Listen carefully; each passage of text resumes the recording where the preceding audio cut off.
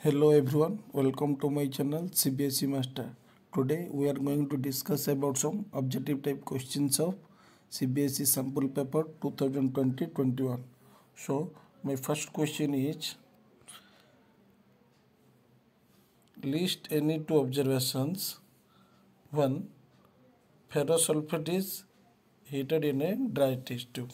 ठीक है, when ferrosulfate is heated in a dry test tube, then first its color changes from green to red. ठीक है, तो first observation is the green colour of ferrous sulphate solution is changes from green to red. My second observation is when FeSO4 is heated strongly, then it gives Fe2O3, then sulfur dioxide, then sulfur trioxide.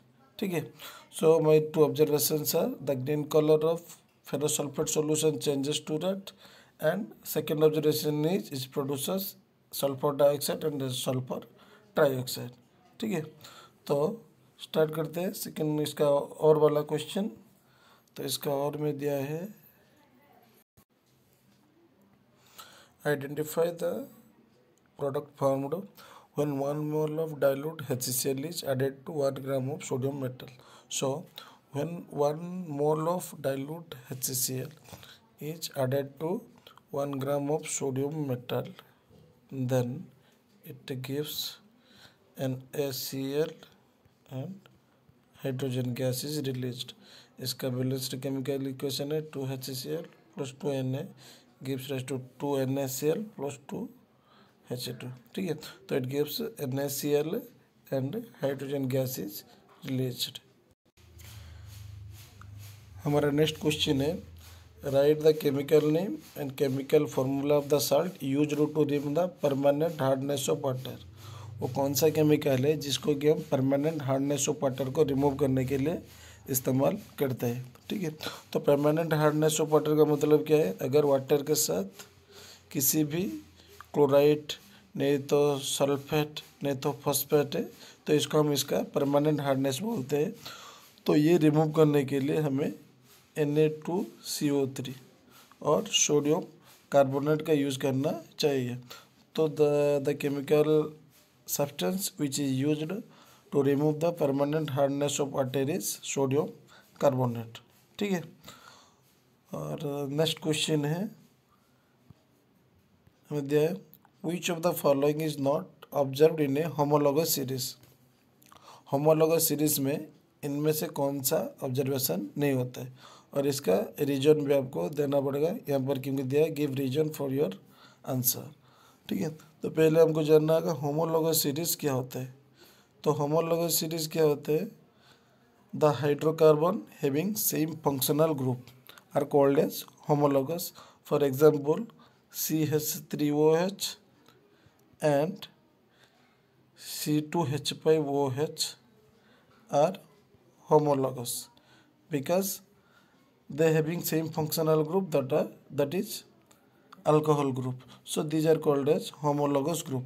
तो homologous group में क्या क्या होता है, देखो पहले तो हमें दिया है for difference of bond CH2 और 14 मोलिकुलर मास. ये सही है क्योंकि यहाँ पर CH3 था, यहाँ पर ये C2H5 हो गया, तो सेकेंड वाला हमारा आंसर सही है.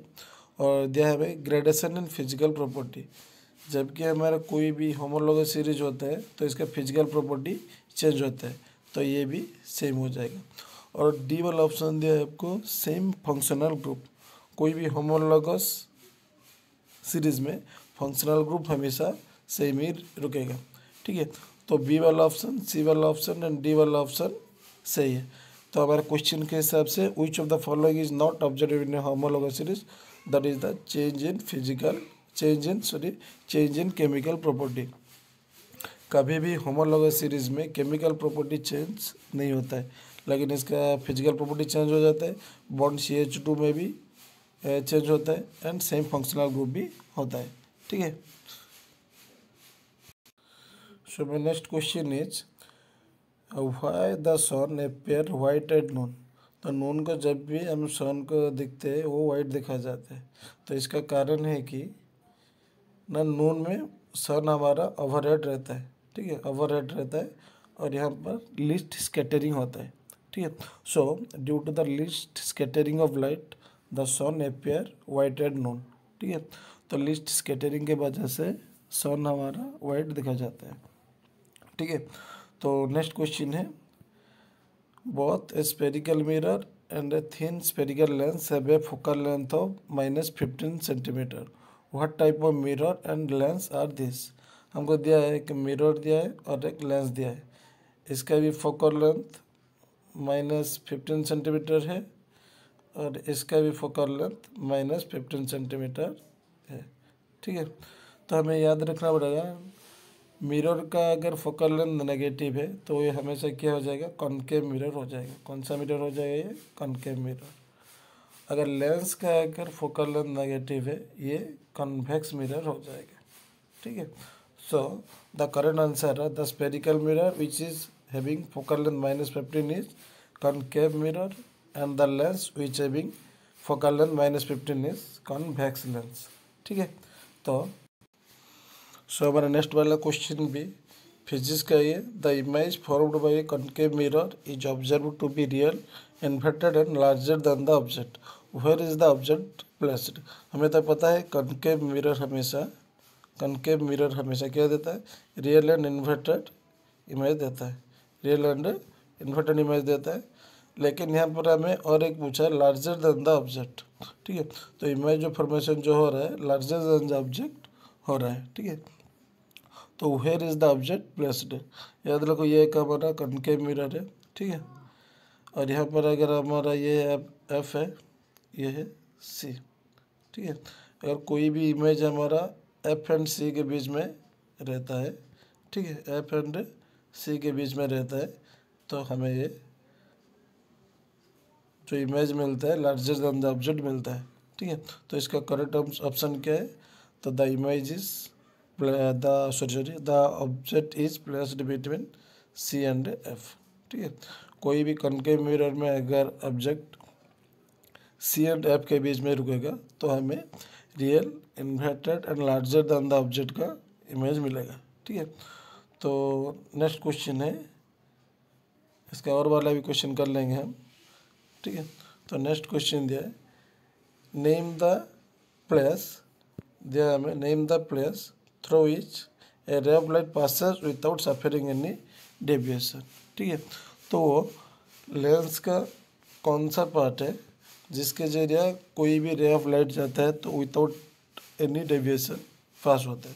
तो याद रख लो, कोई भी, वो चाहे कन्वेक्स लेंस हो या कॉनकेव लेंस हो, ठीक है। इसका अगर ऑप्टिकल सेंटर के साथ अगर कोई भी रे जाएगा तो वो स्ट्रेट जाएगा, कुछ भी डेविएशन नहीं होगा, यहाँ पर कुछ भी डेविएशन नहीं होगा, ठीक है। So the place of the lens through which the ray of light passes without suffering any deviation is optical centre, इसको हम बोलते हैं ऑप्टिकल सेंटर, ठीक है। तो इसका आंसर क्या हो जाएगा, आपका ऑप्टिकल सेंटर हो जाएगा, ठीक है। सो माय नेक्स्ट क्वेश्चन है, in the arrangement shown in the figure there are two coils wound on a non-conductive cylindrical rod. Initially they kept the key is not inserted in the circuit, later the key is inserted and removed shortly. तो यहाँ पर पूछा है, what are the two observations that can be noted by the from the galvanometer reading.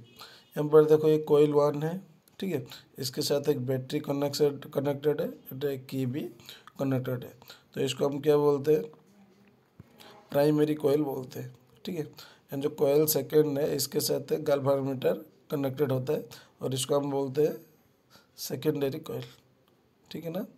और ये यहाँ पर जो लगा गैल्वेनोमीटर का काम क्या है, ये क्या करता है, स्मॉल अमाउंट करंट भी अगर पास होगा तो उसको ये डिटेक्ट करता है, ठीक है, स्मॉल करंट को। तो अभी यहाँ पर दिया है करंट, यहाँ पर हमें क्या दिया है, की को इंसर्ट करेंगे और फिर से इसको बंद कर लेंगे। तो यहाँ पर आपको देखना पड़ेगा, गैल्वेनोमीटर 2 टाइम्स डिफ्लेक्शन दिखाएगा। कितना टाइम्स दिखाएगा, आपका 2 टाइम्स डिफ्लेक्शन दिखाएगा। लेकिन जो गैल्वेनोमीटर का डिफ्लेक्शन है ऑपोजिट इन डायरेक्शन होगा। अगर पहले बार ये इस तरह से डिफ्लेक्शन दिखाएगा तो सेकेंड बार में ये इस तरह से डिफ्लेक्शन दिखाएगा। तो यहाँ पर जो दिया है, write the two observations are the galvanometer shows two types of deflection and this two types deflection are opposite to each other. ठीक है, हमारा नेक्स्ट क्वेश्चन है, draw the magnetic field lines around a straight current carrying conductor. ये 1 mark का question है। ठीक है, तो इसको हम डायरेक्ट कर लेंगे। ये एक अगर हमारा स्ट्रेट कंडक्टर है, इसके चारों तरफ जो भी मैग्नेटिक फील्ड लाइन्स होगा वो क्या हो जाएगा, आपका कंसेंट्रिक सर्कल हो जाएगा। सो this is the required magnetic field. और इस यहाँ पर आपको इसका डायरेक्शन भी दिखाना पड़ेगा, ये है इसका डायरेक्शन। ठीक है, direction of flow of current. So this is the required diagram to show the magnetic field lines around a straight current carrying conductor. ठीक है, तो स्टार्ट करते हैं। नेक्स्ट क्वेश्चन है हमारा, तो 9 वाला क्वेश्चन दिया है, two unequal resistances are connected in parallel.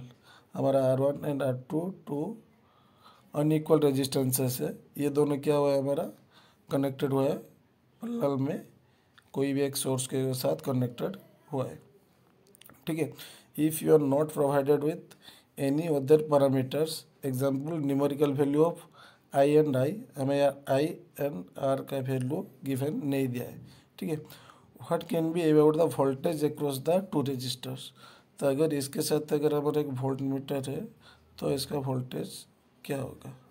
ठीक है, तो हमें यहाँ पर जानना होगा, सिंस यहाँ पर R1 and R2 parallel connection हुआ है तो यहाँ पर वोल्टेज कुछ भी चेंज नहीं होगा और वोल्टेज सेम रहेगा, और इसको हम बोल सकते हैं voltage remains constant.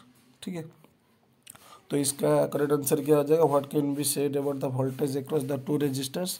So the voltage across the two resistors remains same due to the parallel connection of two resistors. ठीक है, तो इसका और वाला भी क्वेश्चन देखते हैं। ठीक है, तो इसका और में दिया है, some work is done to move a charge Q from infinity to a point A. ठीक है, कोई भी ऑब्जेक्ट को मूव करने के लिए इसका चार्ज दिया क्यू दिया है, तो क्यू से एक पर्टिकुलर पॉइंट ए को लाएंगे। ठीक है, the potential of the point A is given as B. तो ए का जो हमारा पोटेंशियल डिफरेंस है वो हो जाएगा आपका। तो हमें यहाँ पर पूछा है, what is the work done to move this charge from infinity in terms of Q and भी। तो क्यू एंड भी के हिसाब से कितना वर्क डन यहाँ पर होगा। हमें तो फॉर्मूला पता है, W इक्वल टू, हमें जो दिया है W equal to V into Q. ठीक है, so this is the required equation of work done to move the charge from Q to which is placed at infinity to a point A having potential difference V। ठीक है, तो the required equation equal to W equal to VQ।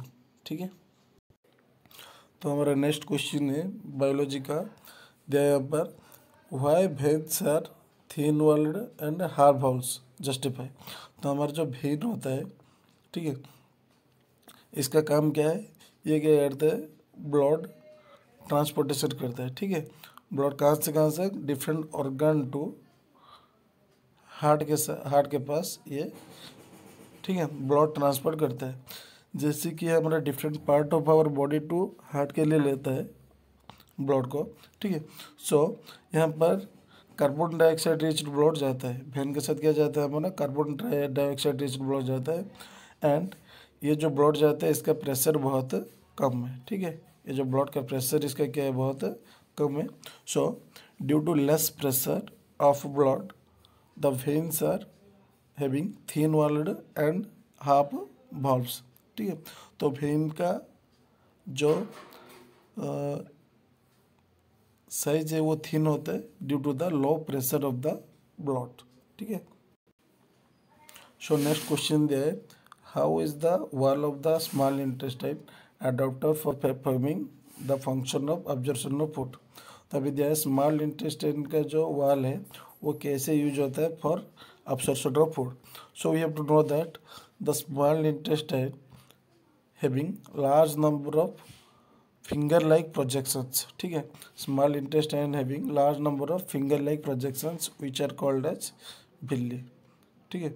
This villi provides larger surface area for the absorption of food. So the correct answer is the wall of the small intestine having large number of finger-like structures which are called as villi, and this villi provides larger area for the absorption of food, ठीक है। तो इसका और वाला question देखते हैं। Out of goat and tiger which one will have longer small intestine and justify your answer. So हमें जानना होगा गोट एक कौन सा एनिमल है, ये एक हेर्बीवोरस एनिमल है। एंड हमारा टाइगर जो दिया है, टाइगर एक क्या है, टाइगर एक कार्निवोरस एनिमल है। गोट क्या खाता है, हमारा ग्रास खाता है, ठीक है। तो ग्रास एक ऐसा प्रोडक्ट है जिससे हमें क्या मिलता है, ज़्यादा सेलुलोज मिलता है, ठीक है। ज़्यादा हमें क्या मिलता है, सेलुलोज मिलता है। तो गोट जबकि हमारा ग्रास खाता है, इसको सेलुलोज को डाइजेशन करना होता है। So the digestion of cellulose takes large time to digestion. So goat having larger small intestine while tiger have to eat the meat which does not require larger time to digestion. So out of goat and tiger, the goat having longer small intestine as compared to the tiger, ठीक है। So next question है, explain how ozone is being deadly poisonous and can still perform an essential function of our environment.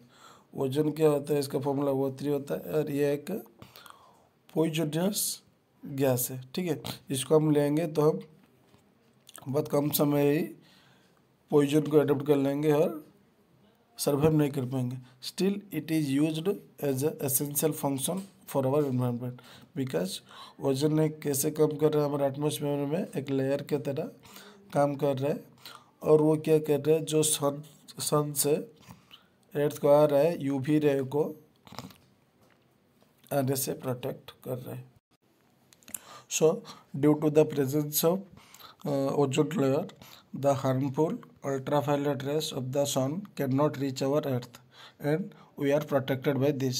So by this way the ozone layer is can still be used as an essential function of our environment, ठीक है। तो next इसका और वाला question देखते हैं, ठीक है।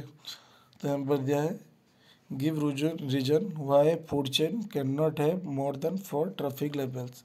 एक फूड चेन में क्यों हमारा मोर देन 4 ट्रॉफिक लेवल नहीं होता है, ठीक है। तो देखते हैं हमारा फूड चेन में ज़्यादा तक हमारा एनर्जी पास होता है कहाँ से, हमारा प्रोड्यूसर से, ठीक है, प्रोड्यूसर से, और वह डिफरेंट ट्रॉफिक लेवल देकर जाता है, ठीक है। और जो एनर्जी कंटेंट है प्रोड्यूसर के पास ज़्यादा होता है, ठीक है, और बहुत होता है।